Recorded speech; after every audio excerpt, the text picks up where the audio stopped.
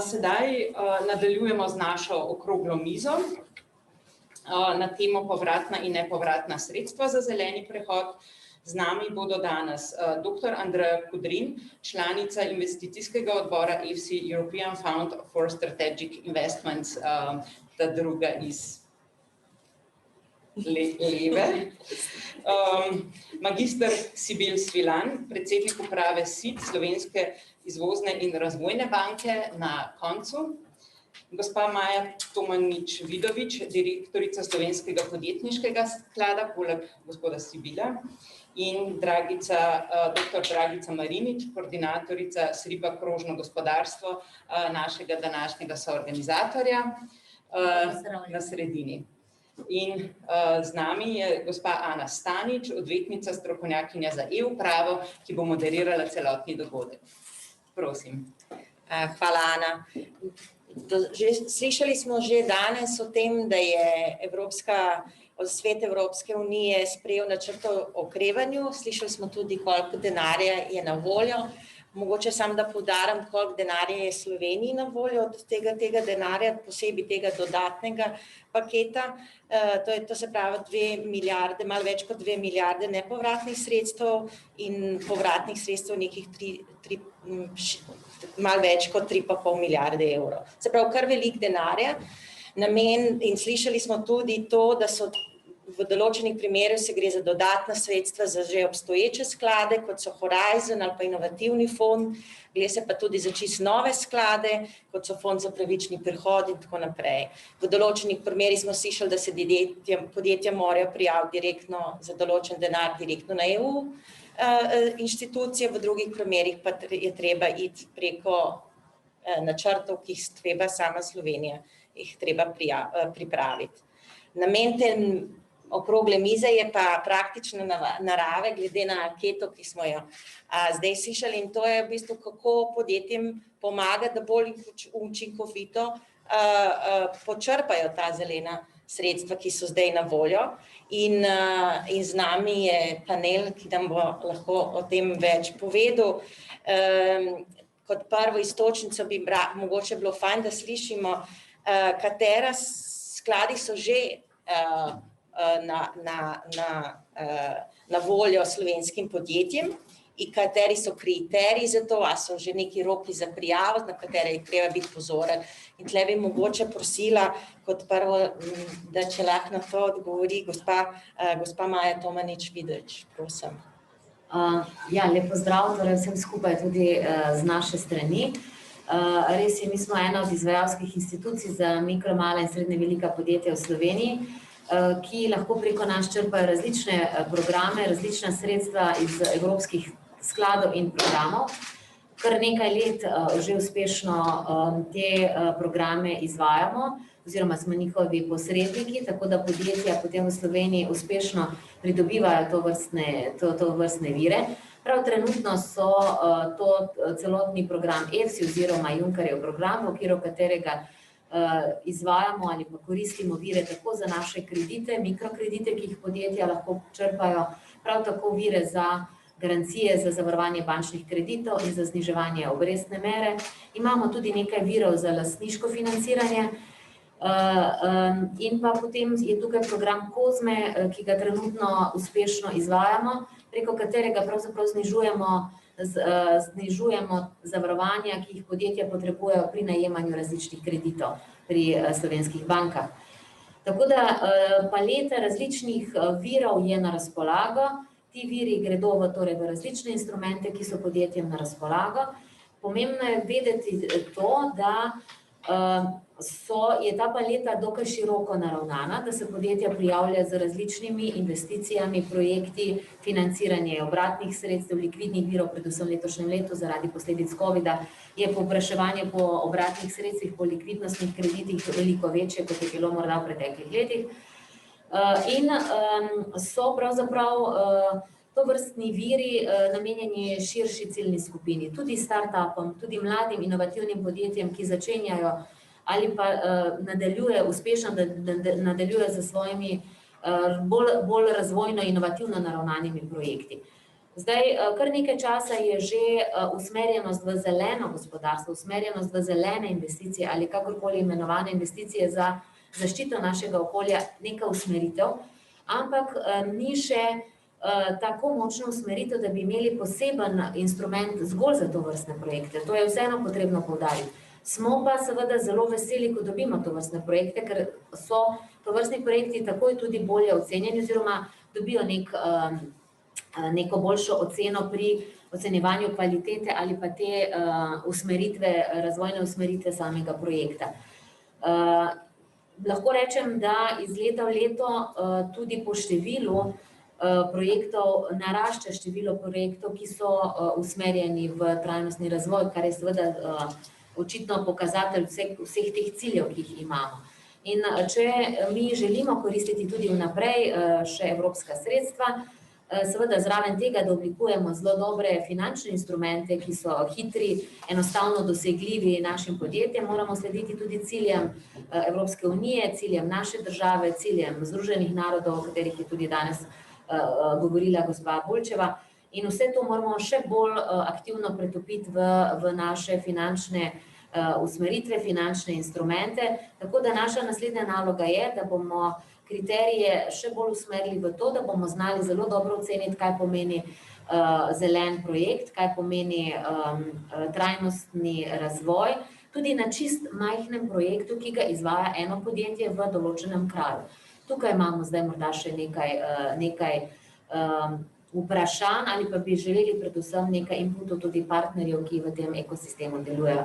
Drugače pa moram pohvaliti, da kar nekaj projektov, tudi projektov startupov v letošnjem letu, Evergreen podjetje, finalist med startupi v Sloveniji, pa tudi zelo dobro prepoznan v Evropski uniji, ki se ukvarja z razgradnjo oziroma z biorazgradljivimi različnimi materiali, kjer uporabljajo odpadke in iz njih potem pripravljajo različne produkte, ki jih pač trg potrebuje, in to podjetje je v celoti že res zelo zeleno naravnano. Imamo nekaj projektov tudi iz preteklosti, ki so pridobila lastniško financiranje najprej z naše strani, zdaj smo slišali eno od teh podjetij, EFOS, pred 14 dnevi je uspelo pridobiti več kot 3 milijonsko investicijo strani privatnih investitorjev. Seveda je pa za njimi kar enih 5, 6, 7 let nekega razvoja, da so zdaj bili prepoznani v okolju, ukvarjajo se pa pravzaprav z pametno zaščito rastlin oziroma prepoznavanje škodljivcev,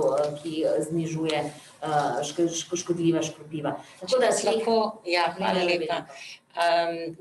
Veliko smo tudi slišali glede pomembne vloge SID banke v celi tej prehodu v zeleno in krožno gospodarstvo, pa bi prosila gospoda Svilana, da malo pove o tem, kaj vidi naslednje korake SID banke v tem glede novih skladov in novih možnosti za podjetja. Lep pozdrav v imenu SID banke in mi smo kot pač Individualna razvojna banka sedaj v tej krizi, tako kot smo v prejšnji krizi, takoj najprej prevzeli interventno in proticiklično vlogo in seveda preoblikovali naše produkte v tej smeri, ki so potrebni, da se podjetja lahko tako z vidika pač dolgoročnega razvoja, kot seveda tudi z vidika zdaj kratkoročne krize ustrezno financirajo. Mi smo v bistvu v zadnjih 5 mesecih financirali več kot 350 milijonov direktnega financiranja, plus še nekaj preko banke, ker delamo en del preko bank, drugo direktno, 900 milijonov je bilo še dodatnih zavarovalnih produktov. In potem smo imeli pravkar z več kot 2000 podjetij, s katerimi smo skušali narediti maksimalne vsebine. Pri tem pa nismo pozabljali, da je seveda pomemben dolgoročni vidik, kar pomeni to, kar SID banka zastopa že dolga leta, torej zeleno, trajnostno, zlasti pa krožno gospodarstvo. In seveda, treba je vedeti, da so naši produkti, če zdaj damo mogoče malo na stran posredno financiranje, to je stvar bolj poslovnih bank, preko katerih delamo.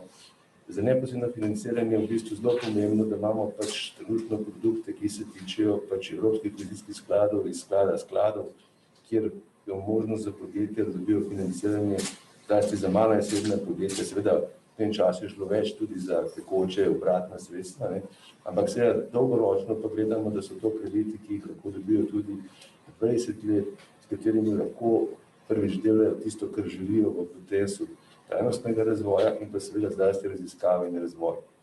Za nas je še dodatno pomembno energetska učinkovitost in pa urbani razvoj. Tu imamo oblikovane posebne programe, ki delujejo v tem smislu, da lahko podjetja črpajo sredstva, bodisi na eni strani za svoj projekt, bodisi na drugi strani se lahko črpajo sredstva tudi v okviru občin ali pa tistih institucionalnih oblik, ki jih pač ta konkretni projekt potrebuje. Druga zelo pomembna vsebina so naši finančni inženiringi. To je pač ne z evropskih sredstev, ampak iz sredstev Republike Slovenije, kjer v sodelovanju z ministrstvi oblikujemo posebne sklade. Te skladi so seveda pomembni za nekatere področja. Če vzamete poleg malih in srednjih podjetij, ki so konkretno največja tarča našega delovanja, je tu še področje lesa, področje turizma in področja, ki so povezana z občinami kot tistimi, ki delajo največ na ekologiji, voda, energija, vzdrževanje in ostale zadeve. Da bo jasno, en primer turizma, sklad, ki je obstojal že tudi prej, smo oblikovali v krizi v to smer, da lahko ne samo investicijsko obnavljajo projekte z vidika zelene tehnologije, z vidika energetske porabe, z tega dela, pa tudi trenutno porabljajo tudi za obratna sredstva, vendar tu so krediti namenjeni predvsem izgradnji takih prostorskih vsebin, ki jih potrebujejo zdaj v teh novih COVID časih, recimo hotelske kapacitete, in tu so krediti tudi 30 let. Pri tem, tako kot smo se dogovorili, bi rad poudaril, da kriteriji za vse te vsebine so določeni v programih, ki jih imamo, in na podlagi tega si lahko seveda podjetja na internetu pogledajo pri vsakem programu, kakšne so vsebinske zadeve. In jasno je, da seveda so ti kriteriji pač usmerjeni vedno tudi v krožno trajnostno vsebino. Zakaj? Zato, ker SID banka ima že od leta 2013 posebno metodologijo, ima lastno metodologijo ocenjevanja tega, tako imenovanih 5 bilanc, ki upoštevajo energetske, okoljske, inovacijske in druge vsebine. Če bo čas, lahko razložimo, kaj vse z tega vemo. In imamo tudi ankete, ki nam pokažejo, kakšni so rezultati tega, ki pa mogoče niso najboljši, ampak vseeno kasneje lahko o tem govorimo. Skratka, želel bi povedati, da to je tisti kriterij, ki ga SID banka že ves čas uporablja v svojih vseh projektih in mi vsak projekt pogledamo z tega dela. Založko je stvar pogledati taka, da finančni del zajema recimo 75%, potem, ker te mehki kriteriji so 25%, zato ker so razmerja taka, da seveda večina podjetij v Sloveniji še nima, dovolj, rečemo temu, zavesti za to, ali pa tudi ne energije, ali pa ne tudi finančnih sredstev, in tu skuša SID banka dodati to, da se premikamo v to smer. Vendar to je vse dolgoročno. To je dolgoročen projekt, ki ga pač enostavno vsako podjetje mora vzeti, kot je prej lepo rečeno, kot končni cilj in s tem slediti in potem s finančnimi sredstvi, ki jih imamo v razpolago, damo to zadevo. Če lahko zaključim počasi, seveda dajemo pa finančna sredstva tudi v obliki lastniškega kapitala, lastniški kapital v smislu SEGIP sklada, ki ga imamo, kjer lahko podjetja dobijo tudi za te zadeve lastniški kapital, s katerim pa seveda lahko ali dodatno odprejo možnosti za financiranje krožnega gospodarstva ali pa seveda tudi za ekspanzijo konkurenčnosti druge zadeve, ker seveda smo tudi izvozna banka. Nenazadnje bi rad poudaril, smo tudi prva banka v tem področju, ki je izdala zeleno obveznico. In s to zeleno obveznico, v višini približno 75 milijonov, smo financirali vrsto projektov. Jaz tu zaradi bančne tajnosti ne morem govoriti o konkretnih projektih, čeprav nekateri nam to dovoljujejo, pa tudi zaradi omejitve časa ne bi želel vse razložiti, ampak jih je ogromno na področju energetske učinkovitosti, na področju obnove okolja, zlasti pa inovacij, ki grejo v to smer, da lahko seveda podjetja delajo tisto, kar je dolgoročno smiselno. In pri tem se mi držimo principov, ki izhajajo iz teh 5 bilanc, ki so vezani na krožno gospodarstvo, ki ga SID banka propagira, če smem reči, 10 let. Mi smo imeli prve seminarje na to že leta 2015 in je vsak projekt, ki gre v to smer, pri nas deležen določene bonitete, bodisi z vidika prednosti obravnave, bodisi z vidika cenovne vsebine ali pa seveda tistega, kar vidimo za končni cilj.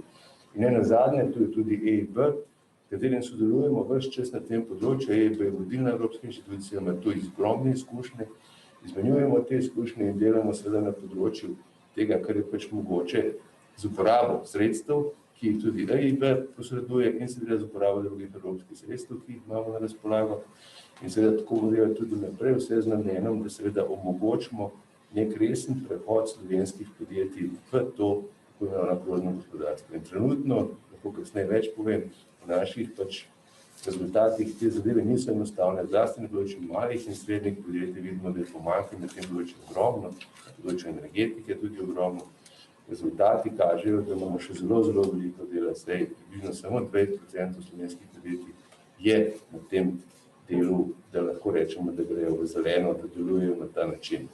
In kot bom rekel, ki ga imamo tudi skupaj z Evropsko investicijsko banko, pričakujemo, da bomo v prihodnje lahko vsa ta sredstva, ki bi ponavljal, ki so bila zdaj tu omenjena, počrpali na način, ki bo kombiniral, torej tako imenovani blending, da bo prišlo do najboljših sinergij, do najboljših inštrumentov, ki pa morajo biti seveda inovativni, da bojo lahko podjetja v tem kontekstu imela možnost pridobiti enaka sredstva, kot jih imajo druga, zato ker mnoga SID banka in s tem zaključujem, da omogočimo podobno konkurenčnost podjetjem v Sloveniji, kot imajo podjetja v drugih državah, ki imajo seveda tudi že dolgo tradicijo in znajo te zadeve delati.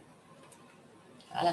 Dr. Marjan, vi ste kar večkrat kimali, ko je gospod Cviran govoril. Bi rada vas vprašala, glede na to, kaj vi mislite, na kakšen način lahko potem slovenska podjetja so bodoče bolj učinkovita s črpanjem sredstev. Slišali smo, da so številke precej nizke, in kateri skladi bi vi posebej radi poudarili, da bi bili tisti, ki so primerni za slovenska podjetja, da se osredotočijo na njih. Hvala lepa, še enkrat lep pozdrav vsem, ki nas poslušate v imenu SRIP krožno gospodarstvo, Štajerske gospodarske zbornice, in seveda tudi bi se zahvalila CERO za sodelovanje v okviru tega dogodka, ker se nam zdi zelo pomembno, da čim več informiramo in osveščamo ne samo stroko, ampak široko javnost o možnostih, ki ima gospodarstvo, še posebej v teh časih, kateri niso enostavni za podjetja. Na eni strani se bojujejo določena za preživetje, na drugi strani bi morala razmišljati zeleno in krožno in na tretji strani bi morala poskrbeti še za nov razvoj. Pomeni, če izhajam iz tega danes znanega podatka, razpisov za področje krožnega oziroma zelenega posebej ni. Je razparcelirano, imajo za področje energetske učinkovitosti, in potem ima nekaj ekosklad, ampak če bi govorila samo o krožnem in zelenem, tega zaenkrat takšnega instrumenta nimamo. Seveda si ga želimo, po drugi strani pa imamo v okviru Ministrstva za gospodarski razvoj in tehnologijo in pa v sodelovanju z Ministrstvom za izobraževanje, znanost in šport smo imeli v letu 2018 prvič razpis, ki nas je zelo razveselil v sodelovanju vseh SRIP-ov, je treba poudariti, nas vse skupaj je 9, da smo vzpostavili tako imenovano demopilotni razpis, kajti naš bazični razvoj ima svojo osnovo, ima svoje financiranja in potem imamo tudi financiranja za razvoj že same proizvodnje in pa vstop na mednarodne trge, vendar vmesna faza ima pa veliki manko, in sicer to je nekako tehnološka razvojna stopnja med 5 in 7 oziroma 4 in 8, kako stestirati to, kar je razvito v razvojnem laboratoriju, če smem tako reči, in pa kasneje, preden gre stopimo na trg. Zato, ker trg je zelo trd, je zelo konkurenčen in je včasih škoda denarja, da se zaletimo z neko investicijo, ker nimamo dovolj raziskanega trga in v bistvu lahko tudi zgrešimo za svojo poslovno idejo. Pri tem bi želela izpostaviti razpisi, kot so bili do sedaj, ki so spodbujali razvojno-raziskovalno dejavnost, to, kar je osnovna dejavnost SRIP-a krožno gospodarstvo v okviru akcijskega načrta, ki so ga pripravili praktično vsi akterji na gospodarskih partnerjih in pa razvojnih partnerjih, je potrebno izpostaviti, da so bila zelo dobrodošla. Res je, da so bila sredstva omejena in zelo majhna. In bila so 3 odpiranja, v lanskem letu se je v bistvu zaključilo in v letošnjem letu pravzaprav nimamo razpisa, naprimer, da bi lahko razmišljali o novi perspektivi, ki nas čaka pred nami. Verjamem pa, da v pogovoru z vsemi ministrstvi in tudi vsemi drugimi inštitucijami je naša skupna naloga, da najdemo skupno pot iz tega, kako pravzaprav pričeti črpati, zato ker če danes izhajamo iz mednarodnih razpisov na ravni Evropske unije, so ti razpisi zahtevni. In tukaj je potrebna enostavno zelo velika delovna ekipa, da bi lahko suportirala vsa naša podjetja, zato ker podjetja nimajo časa najprej za administracijo, na drugi strani pa nimajo časa za samim poročanjem, oziroma izvajajo pa, da ne bi bilo napačno razumljeno. Tukaj je potrebno v bistvu povezati vrste. Na eni strani imamo Spirit, na drugi strani imamo Slovenski podjetniški sklad, na tretji strani imamo Ministrstvo za gospodarski razvoj in tehnologijo, potem imamo še drugo resorno ministrstvo, ki je na osnovi sicer bazičnih raziskav in podpira pretežno institucije znanja, to je Agencija za raziskave in razvoj v Sloveniji. In tukaj bi morali najti konsens, kako oblikovati novi instrument v okviru kohezijskih sredstev, ki so nam na voljo, da lahko rečemo, da so krožni, zeleni. Tukaj pa moramo enostavno res oblikovati nove kriterije, kazalnike, ki bodo pa pomembni tudi za banke. Zato, ker v enem izmed prejšnjih naših dogodkov v okviru SRIP krožno gospodarstvo smo slišali, da banke tudi nimajo posebnih kriterijev in še vedno ocenjujejo projekte, ki jih prinašajo podjetja, kot projekti tveganja. Zato, ker dokler ti nimaš kriterijev, pravzaprav ne moreš nekaj izpostavljati. In tukaj nas čaka še veliko dela, verjamem pa, da z ozirom na nova kohezijska sredstva, ki so nam na voljo, so velika. Veliko izzivov je pred nami in tukaj z roko v roki bomo lahko uspeli. Je še mogoče ena stvar, ki je pa majhna in recimo poudarek v vseh strateških partnerstvih je predvsem na podpori malih in srednje velikih podjetij. Vemo, da v globalni verigi vrednosti ne moremo brez velikih podjetij in zato je nujno potrebno, da sodelujemo v celotni verigi. Pri tem bi želela izpostaviti, da mala in srednje velika podjetja, predvsem mala, imajo še veliko pot, prvič na področju izobraževanja, razvojnega dela in po drugi strani predvsem gre za vzpostavitev zaupanja. Slovenija je vedno bila nekako prepoznana, da to sodelovanje nekako šepa. Lahko samo rečem, na osnovi dosedanjih izkušenj v okviru SRIP krožno gospodarstvo se je to vzpostavilo in predvsem gre za zaupanje in spoštovanje vsakega akterja, ki sodeluje. To je dolga pot, je razvoj. In v bistvu samo na tej poti in od zunaj nas lahko pravzaprav pogosto obravnavajo kot primer dobre prakse, kjer smo znali implementirati strategijo pametne specializacije znotraj strateških partnerstev, pri tem pa nam še manjkajo mogoče nekateri manjši koraki za mala in srednja velika podjetja, tako kot je na primer kružni vavčer, kot sem prej omenila že ti demo piloti. In v tem okviru bi seveda bilo smiselno, da sedaj, ko smo v fazi programiranja, združimo vrste in iščemo skupne rešitve za čim boljše črpanje, predvsem to v gospodarstvo in pa predvsem, da gospodarstvo postane zeleno, krožno in da enostavno gremo s korakom, ki je namenjen uresničevanju cilja Evropske unije in zelenega evropskega dogovorja, ne nazadnje tudi akcijskega načrta za krožno gospodarstvo, ki je bil sprejet letos marca. Hvala lepa. Zdaj smo slišali, kaj vse je na voljo v Sloveniji oziroma tudi kaj so vse izzivi, s katerimi se mora v bistvu Slovenija nekako sprijazniti in pač rešiti, da bi počrpali sredstva, ki so na voljo skozi nacionalni sistem. Andreja, kaj bi pa lahko ti malo komentiraš od tega, kaj je na voljo na evropskem nivoju, vlogo EFSI-ja do zdaj oziroma InvestEU naprej in kje ti vidiš to povezavo med slovenskimi in evropskimi sredstvi oziroma uporabo sredstev? Hvala, lepo pozdravljeni. Rekla bi, da tudi že moji kolegi so s področja, da tudi oni neposredno prenašajo sredstva, ki so na voljo na EU nivoju, potem v Slovenijo, kar je tudi nekako zgodba, tudi EFSI.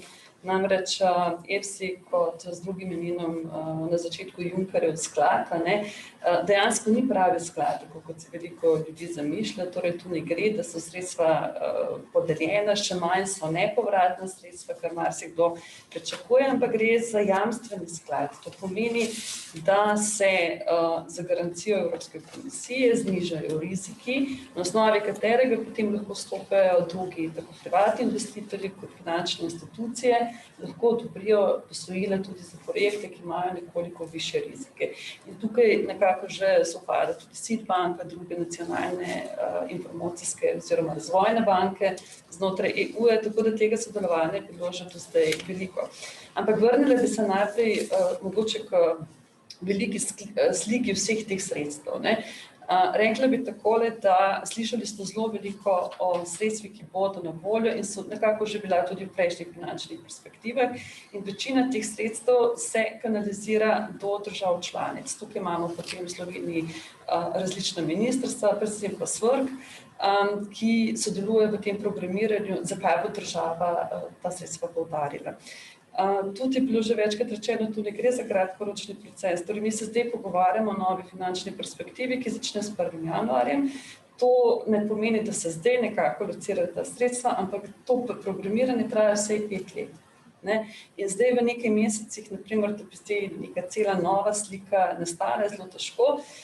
Je pa res, da morajo pač države pripraviti akcijske načrte tudi zaradi tega, ker se v zadnjem letu zelo spremenilo okolje, v katerem delujemo zaradi COVID-a.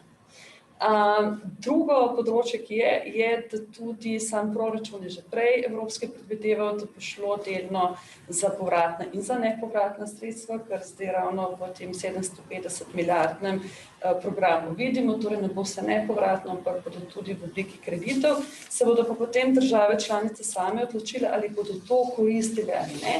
Nekatere mogoče dosegajo boljše pogoje na globalnih finančnih trgih, nekatere zaradi najrazličnejših teh proračunskih omejitev, pa jim bo to pomagalo, da bodo lahko kaj financirale. In zdaj novost, bi rekla, v tem novem proračunu je, da ravno države članice nekako dobivajo celo 1 stopnjo višjo vlogo kot prej. Torej, več sredstev bo šlo neposredno v države, kot prej, ko je marsikdo tudi konkuriral na sredstva znotraj Bruslja v različnih teh drugih finančnih instrumentih. Hkrati se je tudi spremenil EFSI. Torej, EFSI, če bi me zdaj vprašali, kje so še možnosti za financiranje, bi rekla, da praktično so izjemno majhne zaradi tega, ker za 1.1. EFSI preneha svojim delovanjem in začne delovati InvestEU. Po drugi strani pa moramo vedeti, da EFSI je v tem času, pač dosegli smo za 530 milijard spodbudenih investicij, naš limit je bil na 50 milijard, projekti še delno prihajajo, ampak sredstva so bila podeljena tudi skladom, tudi nacionalnim promocijskim bankam in ostalo in te verjetno še imajo znotraj tega sredstva, ki bodo potem še na voljo. Ne? Jaz sem si malo pred tem pogledala, kaj je bilo vse strani EFSI odobreno v tem času za Slovenijo, pa če pustimo infrastrukturne projekte. Tukaj sta tudi obe inštituciji zelo tesno opletene, ampak naprimer zanimivo je, da sta 2 sklada, ki nimata sedež v Sloveniji, pa vendar ko sta dobila ta sredstva, sta med države, ki bi jih naj pokrivala, navedla tudi Slovenijo in oba sta tranzicijska energijska sklada. Tako da so tudi, bi rekla, tudi privatne inštitucije dobile sredstva, ki nekako bi naj pokrivala tudi Slovenijo. Koliko se je tega potem prelilo, jaz žal nimam podatkov, mogoče so sogovorniki, ki so z lokalnega okolja bolj vejo. Torej tudi ne glede, da se EFSI zaključuje, sredstva, ki jih je spodbudil, za katere dal garancijo, ali gre za posojile, ali gre za kvazi equity ali za lastniške kapitale, bodo še vendar nekaj časa na voljo tudi iz tistega. Ampak zdaj prihajamo do pomembnejšega vprašanja, kako pa z InvestEU. InvestEU se targetira okrog 650 milijard. To je zdaj po teh zadnjih podatkih po končanju julijskega sveta premierov v Bruslju, ko je bil nov proračun potrjen, ker je pa manjši znesek, kot je pa bila ambicija in vizija nove predsednice Evropske komisije. Dejansko lahko rečem, da tudi skozi sedanjih 5 let delovanja EFSI je nova predsednica zelo veliko prinesla za svojim nastopom lansko leto, z, bi rekla, vključitvijo tako prilagajanja podnebnim spremembam kot zniževanja, torej dekarbonizaciji in z zelo ambicioznimi cilji, ki smo jih mi nekako v prvih mesecih tega leta že morali integrirati noter. Da sem zelo konkretna, naprimer, do sedaj je veljalo za instrumente za mala in srednja podjetja, da morajo vsi 2% v znesku, bi rekla, kumulativnem 2% nasloviti tudi podnebne spremembe. To vemo, da je silno malo, čeprav ste opozorili, kaj so problemi, ampak gre za to, da jaz dvomim, da lahko nekdo danes v tem trenutku financira ali pa gre v investicijo, ki običajno traja 6 do 7 ali pa celo dlje časa let. ne da bi se začel prilagajati na stvarnost, ki je okrog nas in je bistveno drugačna.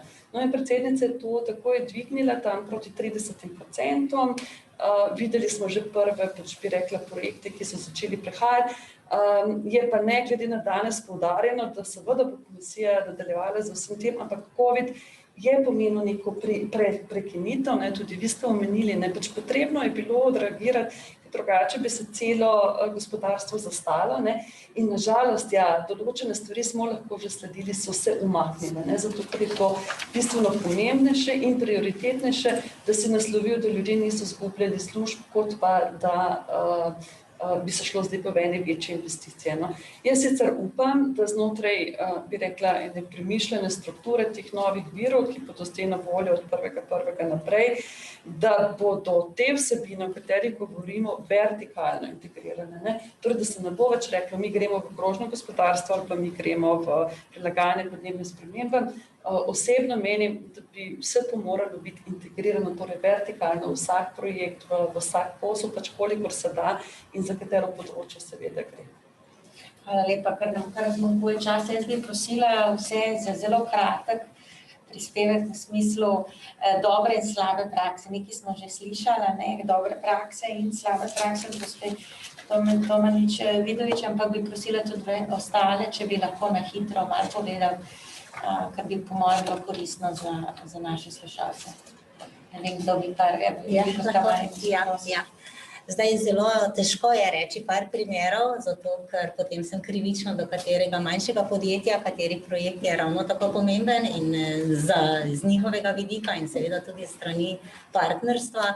Bi pa lahko samo rekla, na katerih področjih so aktivna podjetja. Na področju energije, zdaj tukaj moram reči, poznate vsi ravne in ogrevanje se strani Petrola in v bistvu je takšen primer, ki je bil bisen naprej, preden smo mi začeli sploh razpravljati o krožnem gospodarstvu. Po drugi strani so na pohodu nove vodikove tehnologije, tukaj zelo aktivno dela Kemijski inštitut in pa Steklarna Hrastnik in pa njihov razvojni inštitut. In tudi imamo recimo tudi na področju pametnih samih izdelkov, kot je recimo pametno steklo, ki je prav tako nastaja v okviru Steklarne Hrastnik. To je samo en primer v nekem takšnem manjšem lokalnem okolju. To pa ne pomeni, da to niso projekti, ki posegajo čez raven slovenskega okolja in tukaj bi izpostavila tudi vse aktivnosti. Slovenija je namreč vodilna na področju razvoja novih litij-ionskih baterij in prav tako tudi istočasno še na področju recikliranja teh baterij in smo vodilni in vodimo celotno delovno skupino na ravni Evropske unije. To je res velik zalogaj, če smem tako reči, in tudi čestitke vsem, ki to počnejo. Po drugi strani bi bilo potrebno izpostaviti še vse aktivnosti, ki so na področju odpadkov, različnih odpadkov. Na eni strani gradbenih so nove surovine, tako imenovane sekundarne surovine, zelo različnih izdelkov, vendar tukaj bi želela izpostaviti še, da šepamo za zakonodajo, da nujno potrebujemo zakonodajo na področju varstva okolja. Vsi ta zakon tudi pričakujemo, so vmes določene uredbe, ki jih seveda izpolnjujemo, vendar tukaj gre v globalu, kako bomo lahko čim bolj krožni. Danes nimamo še v tehnoloških možnostih, da bi lahko te sekundarne vire pravzaprav uporabili kot nadomestilo, razen približno nekje do 20%. Po drugi strani pa moramo vedeti, da so primarne surovine še vedno cenejše kot pa sekundarne, čisto zato, ker uvajamo nove tehnologije, nove inovativne tehnologije pa zahtevajo tudi investicije. Tako da tukaj smo v nekem takem začaranem krogu, ki seveda je rešljiv. Pri tem bi še posebej izpostavila aktivnosti, ki jih imamo na tako imenovanih biokompozitih, na nanotehnologijah, na 3D tehnologijah, ki so v Sloveniji. In samo lahko rečem, da je Slovenija v veliki meri tudi na drugih področjih že zelena in krožna. Mogoče nismo tako izpostavljali ta izraz. V Sloveniji zelo veliko govorimo o krožnem, ampak mogoče bolj na neki taki ravni, ki ne izpostavlja gospodarski razvoj. In če hočemo imeti blaginjo države, moramo izpostaviti tudi gospodarski razvoj v družbenih vidikih, predvsem nefinančno poročanje, ki bo po vsej verjetnosti v prihodnje deležno na vseh ravneh velikosti podjetij. Zato, ker s tem bomo zagotavljali oziroma dosegali kriterije, ki jih želi Evropska unija na tem področju. Gospod Svilana, bi vi želeli kaj komentirati? Ja, veste kaj, jaz mogoče bi par komentarjev dal v zvezi s tem, kar se je zdaj razpravljalo. Namreč prva stvar, ki je pomembna, po moje, je, da se mi zavedamo, da trg sam ne daje dovolj, bom rekel, stimulusov za spreminjanje teh poslovnih modelov in da so tle seveda pomembne tako finančne inštitucije, kot seveda evropske inštrumenti in inštitucije, ki to omogočajo na nek način. Ampak gledajte, smo zelo konkretni, ne, da ne bomo samo temu rekel razpravljali o tem, ne, da banke nimamo ali imamo. Mi smo leta 2015 predstavili v Sloveniji razdelitev med linearnimi tveganji, ne, ki jih banke ocenjujemo, in krožnimi tveganji. In seveda, dokler ti ne začneš ocenjevati teh krožnih tveganj kot tisto osnovo, s katero pač lahko to zadevo pač oceniš in da veš, da je to dolgoročno. Kajti krožna tveganja niso kratkoročnega značaja, ampak so dolgoročnega značaja. Ne toliko časa, ki zelo težko ideološko te zadeve spremeniš. In seveda, tu pridemo do zelo težke situacije sedaj v tej krizi. Namreč danes, ne, ko pride podjetje in ko mu začneš o teh dolgoročnih zadevah, ne, on ima problem preživetja.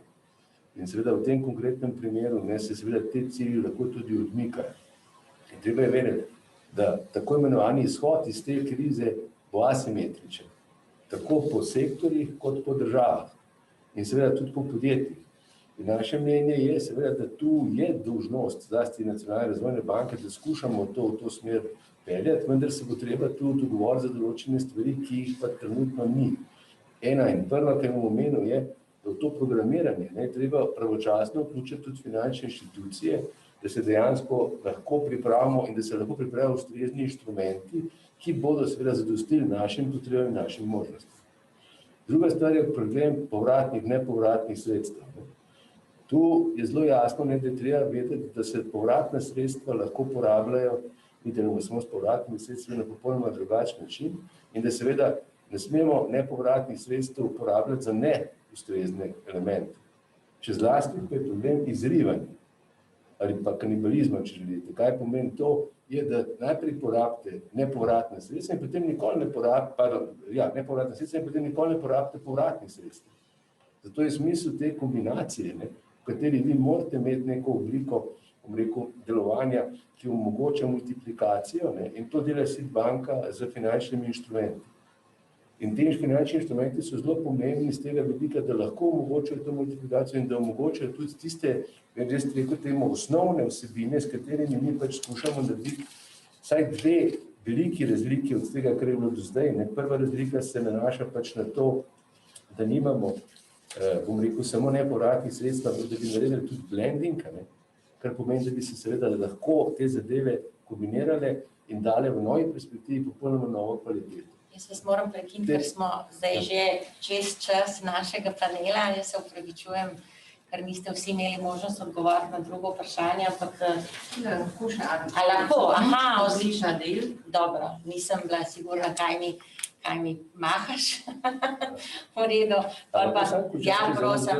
Da pa še dve zelo pomembni stvari, da ne bi narobe razumeli. Eno je, da pač mi smo pripravljeni, seveda na te zadeve sem zelo odvisen tudi od projektov. Kvaliteta projekta, vse ste videli, da on že pa bo tudi predstavljeno. Kvaliteta projekta, ne kvantiteta, je tista, ki je bistvena. In tu, da ne bom predolg, ker smo to, je treba biti pripravljen, da se te projekti pripravijo na način, ki je skladen s temi pravili. Prevelikokrat pridemo do tega, da podjetje pride, prav jaz imam neko zeleno zadevo, sam ni nobenih okvirih, ki so pač primerni za to. Taki projekti so bili tudi primer EFSE, ker smo mi sodelovali, mnogo projektov zelo malo realiziranih, ker se pač niso mogli vključiti. In zadnja stvar, ne bo dovolj samo javne sredstva in javne investicije, kot zdaj recimo s temi sredstvi. Veste, zelo preprosto. Toliko denarja, kot ga zdaj dobimo, teh 12 milijard, verjetno nikoli ne bomo dobili. Zato je treba narediti prvo multiplikacijo s temi sredstvi, da jih bomo imeli še naslednje leto, da bomo lahko res dolgoročni. Drugič, javne sredstva samo tam, kjer so res nujne, vse ostalo privatno. Zakaj? Bom dal primer. Če vi financirate razvoj šolstva, maksimalno, z vsemi tehničnimi vsebinskimi, bo tudi mogoče najboljše šolanje. Ampak produkt tega bo odlični učenci, ki bodo imeli edinično priložnost, da grejo kamorkoli v svet. Torej, vi morate delati gospodarsko okolje, vi morate narediti prostor za nova delovna mesta, da lahko te, ki jih imate v šolah, zapustite doma. Sicer so ta sredstva porabljena napačno, oziroma so investirana sicer v posameznike, ki pa delajo ali pa grejo nekam drugam. In seveda, v tej logiki je za nas kot razvojna banka ključno, da se po teh krožnih kriterijih, ki so krožna tveganja, stvari postavljajo tako dolgoročno, da se gleda. In to naša metodologija kaže. Vsa podjetja, ki imajo dolgoročne modele, tista, to so zlasti predvsem velika, in zlasti tuja, ki imajo, ta so uspešna. Tiste, ki nimajo pogoja za preživetje. In mi, poslovneži in seveda bankiri, gledamo uspeh, ki je potreben v poslovnem modelu in dolgoročno vzdržnost tega poslovnega modela.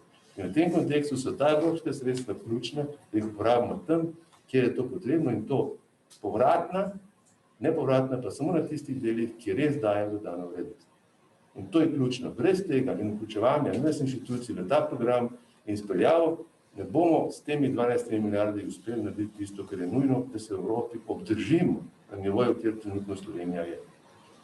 Mogoče samo to dodam, v bistvu imamo zelo malo velikih podjetij, 5%, ne? In dejansko skoraj da 95 imamo malo in srednje velikih podjetij in ravno enak primer je na ravni Evropske unije.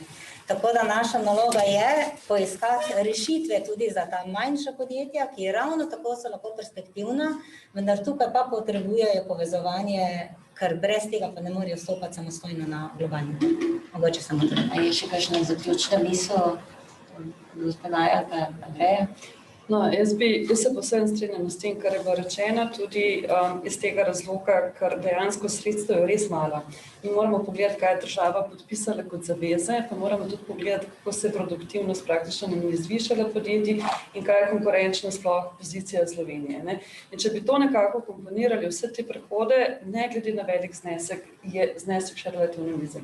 In je angažiranje tega privatnega kapitala, predvsem tudi institucionalnega, ker na vse zadnje tudi naše pokojninske skladi in zavarovalnice potrebujejo varne naložbe. In če bi tukaj prišlo do te kombinacije, bi dobili, bi rekla, celoten znesek bistveno večji. Bi pa na koncu še enkrat mogoče poudarila, ker se velikokrat govori o tej majhnosti Slovenije in zneski, naprimer tudi investicije so majhne, tudi zaradi srednje velikih podjetij. Potrebno je, pač tudi naprimer za EFSI je nekako ločnica bila okrog 25 milijonov investicijske vrednosti, verjetno bodo s tem nadaljevali pri InvestEU. Vse manjše projekte pa potrebno skupaj generirati. In tukaj, naprimer, SRIP bi lahko bili ena rešitev, ker so se začeli vsebinsko povezovati in nekako sodelovati. Ampak finančnega znanja, pa investicijskega, pa na tem nivoju ni. Ker namreč, jaz sem govorila z dvema SRIP-oma, smo nekako skozi en brainstorming diskusijo in želela pojasniti, da denar se zelo enostavno razdeli, ampak ta denar je nekako potrebno upravljati in tudi pridobiti nazaj.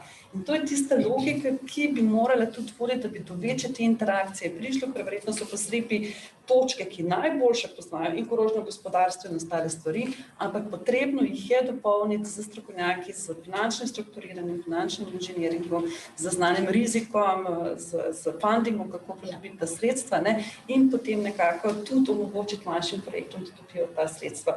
Pa mogoče čisto še zadnji stavek samo glede konkurenčnosti. Stvar, na katero sem res bila pozorna v zadnjih 2 letih znotraj EFSI, kako so se tudi srednje velika evropska podjetja res intenzivno osredotočala na raziskave in razvoj na področju tudi proizvodnje. Ravno zato, da bi tudi, ne vem, cementna industrija, avtomobilska industrija, dobavitelji avtomobilski industriji, ne, sami se zavedajo, da ko pride do krize, bo celotne raziskave in razvoj in inovacije se bodo zaustavile, ker bo potrebno preživeti v tistem obdobju.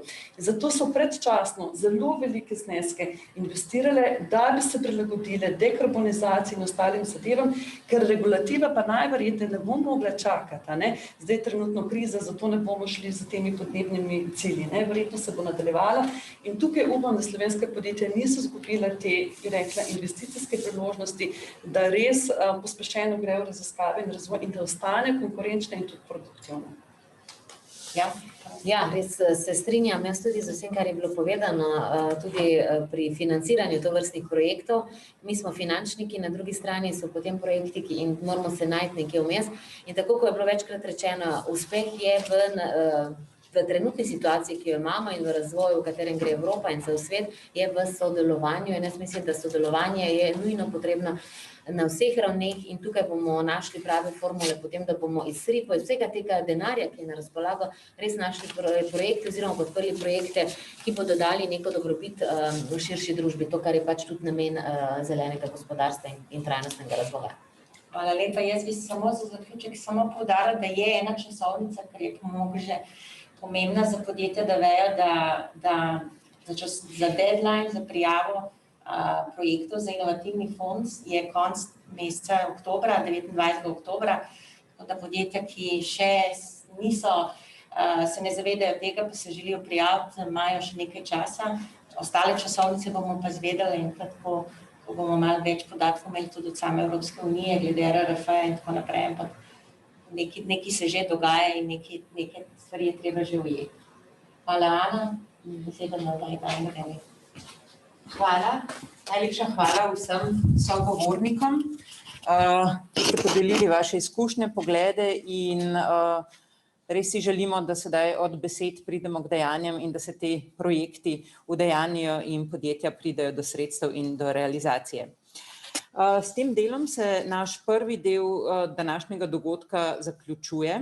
Sledi 15-minutni odmor, tako da vse, ki ste na spletu po Zoomu, vas vabimo, da si vzamete 5 minut odmora.